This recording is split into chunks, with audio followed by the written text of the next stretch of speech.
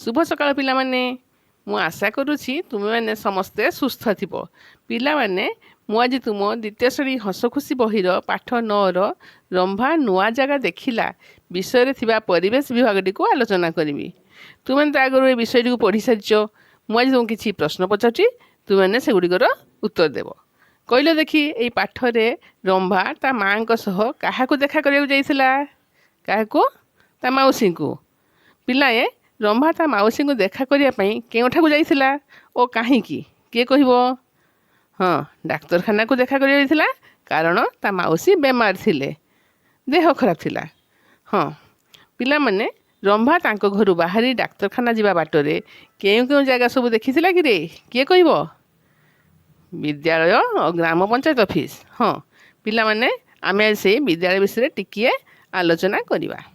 अच्छा पिलाए आगर तो तुम मैंने समस्ते प्रत्येक दिन विद्यालय को आसुल एबे किंतु एई कोरोना महामारी पाई तुम मानकर विद्यालय बंद अच्छी और तुम समस्ते घरे रही व्हाट्सएप द्वारा पाठ पढ़ुच तुम विद्यालय कथा मन पड़ुची कि मन पड़ुची हौ आस आम आज पुणी से विद्यालय कथा टिके मन पकाइबा कह तो पिला माने तुमने केते विद्यालय पहुँचुल आगु केते 10टा बेले विद्यालय पहुँची कौन कर हाँ श्रेणी घर अगणा सब परिष्कार कर तापरे प्रार्थना कर आतापर पाठ पढ़ा आरंभ हुए। अच्छा पिलाए तुमको विद्यालय किए किए पाठ पढ़ाती सार दीदी मैंने पाठ पढ़ले कौन हम कि पाठ पढ़ले तुमने बहुत कथा जानब शिखब बड़ मनीष हेब तुमको बहुत ज्ञान मिल हौ पिलाए विद्यालय तुमने पाठ पढ़ा छड़ा आ कौन सब कर खेल नाच गीत भी गाओ आउ भात भी खाओ। अच्छा तुम विद्यालय कौन सब अच्छी कहल मन पड़ुची हुआ हाँ श्रेणी घर ऑफिस रूम रोसई घर बगीचा शौचालय आ गेट भी अच्छी हाँ।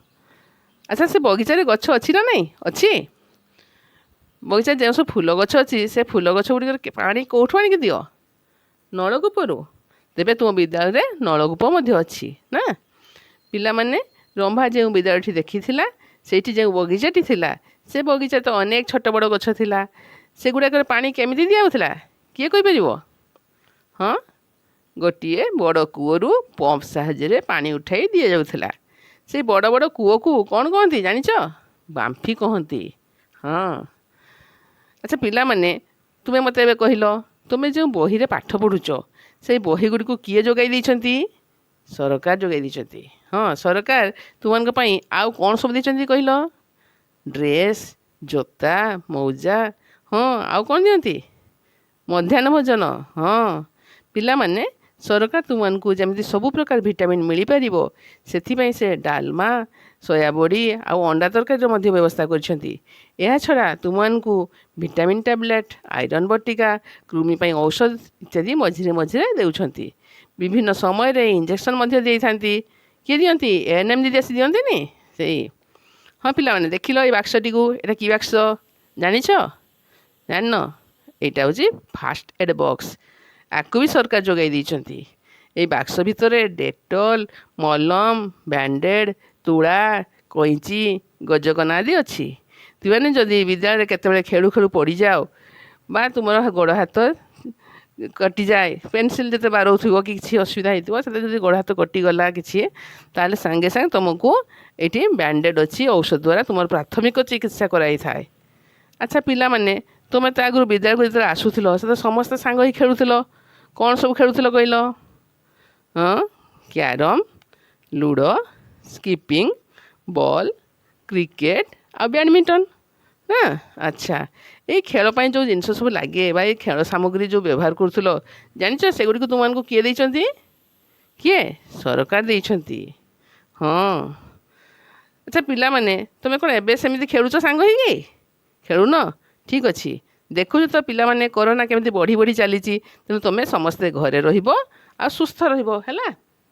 हाँ पिला माने तुमको पाठ पढ़िया समय सार दीदी मैंने अनेक किसी शिक्षण सामग्री व्यवहार करते ना हाँ से गुड़िक सरकार देइछंती कहीं तुमको पाठ पढ़ेला बेले एवं तुमको बुझेवाई सहज हेब ये शिक्षण सामग्री गुड़िक बेले बेले तुम मैंने निजे व्यवहार कर पाठ को बुझ आ बेले बेले सार दीदी मैंने व्यवहार करी तुमको बुझाती ହେଲା। ତୁମ ବିଦ୍ୟାଳୟରେ ଶ୍ରେଣୀଗୃହ କାନ୍ଥରେ କି ବାହାରେ ଅନେକ ଚିତ୍ର ତିଆରି କରାଯାଇଛି, ଯେମିତିକି ମାନଚିତ୍ର ସବୁ ଅଛି। ସେଗୁଡ଼ିକ ମଧ୍ୟ ଗୋଟିଏ ଗୋଟିଏ ଶିକ୍ଷଣ ସାମଗ୍ରୀ। ଏଇ ଚିତ୍ରଗୁଡ଼ିକ ମାଧ୍ୟମରେ ତୁମେମାନେ ପାଠ ପଢ଼ୁଛ।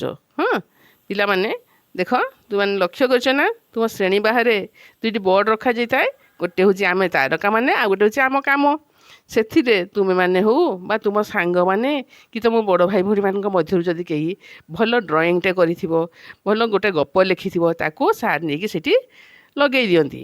କ'ଣ ପାଇଁ ନା ସେଠି ଅନ୍ୟ ପିଲାମାନେ ଦେଖିବେ ଏବଂ ସେମାନେ ମଧ୍ୟ ଉତ୍ସାହିତ ହେଇ ସେଇଭଳିଆ ଲେଖାଲେଖି କରିବେ କି ଚିତ୍ର ବି ଆଙ୍କିବେ ହେଲା।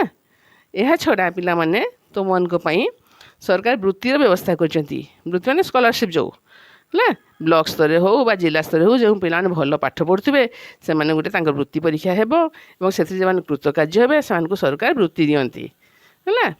ପିଲାମାନେ ଏତେ ଗଲା ପାଠ ପଢ଼ା କଥା।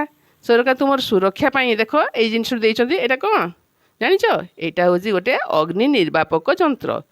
ଯଦି କେତେବେଳେ ବିଦ୍ୟାଳୟରେ କୌଣସି କାରଣରୁ ନିଆଁ ଲାଗିଯାଏ ବା କୌଣସି ନିଆଁ ଲାଗି କୌଣସି ଦୁର୍ଘଟଣା ହେବାର ସମ୍ଭାବନା ଥାଏ, ସେତେବେଳେ ଯନ୍ତ୍ରକୁ ଯଦି ଆମେ ଖୋଲିଦେବା, ଏଠୁ ଗୋଟେ ଗ୍ୟାସ୍ ବାହାରିବ ଏବଂ ସେଇଟା ନିଆଁଟିକୁ ଲିଭାଇବାରେ ସାହାଯ୍ୟ କରିବ ହେଲା। ଆମେ ସମସ୍ତେ ରକ୍ଷା ପାଇଯିବା ହେଲା। ଆଚ୍ଛା, ଏହା ଛଡ଼ା ପିଲାମାନେ ଆମ ସରକାର ଆହୁରି ଅନେକ କିଛି ବ୍ୟବସ୍ଥା କରିଛନ୍ତି। କେଉଁମାନଙ୍କ ପାଇଁ? ଭିନ୍ନକ୍ଷମ ପିଲାଙ୍କ ପାଇଁ। ଭିନ୍ନକ୍ଷମ ମାନେ ଶାରୀରିକ ଅକ୍ଷମ, ଯେଉଁମାନେ ତୁମମାନଙ୍କ ଭଳି ସାଧାରଣ ଭାବେ ଚାଲିପାରନ୍ତି ନାହିଁ, ସେମାନେ କାହାରି ସାହାରାରେ ଚାଲନ୍ତି ହେଲା। ସେମାନଙ୍କୁ ସରକାର ଏଇ ହ୍ୱିଲ୍ ଚେୟାର ବ୍ୟବସ୍ଥା କରିଛନ୍ତି। ସେମାନେ ଏଇ ଚେୟାରରେ ବସିକି ସେମାନେ ସୁରୁଖୁରୁରେ ଯିବା ଆସିବା କରିପାରିବେ ଓ ପାଠ ପଢ଼ିବେ। ହଁ ପିଲାଏ, ତୁମ ବିଦ୍ୟାଳୟ ଦେଖିଛ ନା, ଏଇଟା ଗୋଟେ ରାମ୍ପ ଅଛି। ଏଇ ରାମ୍ପରେ ସେମାନେ ବିନା ବାଧାରେ କ୍ଲାସରୁମ୍କୁ ଯାଇପାରିବେ ହେଲା। ଆହୁରି ଦେଖ ପିଲାମାନେ, ଏଇଟା ହେଉଛି ଗୋଟେ ଶ୍ରାବ୍ୟ ଯନ୍ତ୍ର।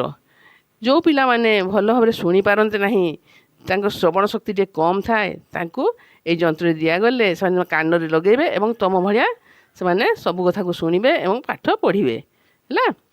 ଆଚ୍ଛା ପିଲାମାନେ, ତୁମେମାନେ ତ ବିଦ୍ୟାଳୟରେ ଏତେ ସମୟ ରହିଥାଅ, ସେଇ ସମୟ ତୁମକୁ ଯଦି 1 ବା 2 ଲାଗେ, ତୁମେ କେଉଁଠିକୁ ଯାଅ? ହଁ, ତୁମ ପାଇଁ ଯେଉଁ ଶୌଚାଳୟ ତିଆରି ହେଇଛି ସେଇଠିକୁ ଯାଅ ନାହିଁ। ଆଉ ଏ ଭିନ୍ନକ୍ଷମ ପିଲାଙ୍କ ପାଇଁ ମଧ୍ୟ ଗୋଟିଏ ସ୍ୱତନ୍ତ୍ର ଶୌଚାଳୟ ତିଆରି ହେଇଛି ନାଇଁ। ଦେଖୁଛ ନା? ଦେଖିଲେ ତ ପିଲାଏ, ସରକାର ତୁମ ପାଇଁ କେତେ କ'ଣ ସୁବିଧା ଯୋଗାଇ ଦେଇଛନ୍ତି। ଏଣୁ ତୁମେମାନେ ଦୁଷ୍ଟାମି ନକରି ମନ ଦେଇ ପାଠ ପଢ଼ିବ ଆଉ ଭଲ ମଣିଷ ହେବ। ଆଜି ତ ସମୟ ହେଇଗଲାଣି, ପୁଣି ଆସନ୍ତାକାଲି କଥା ହେବା। ରହିଲି, ଧନ୍ୟବାଦ।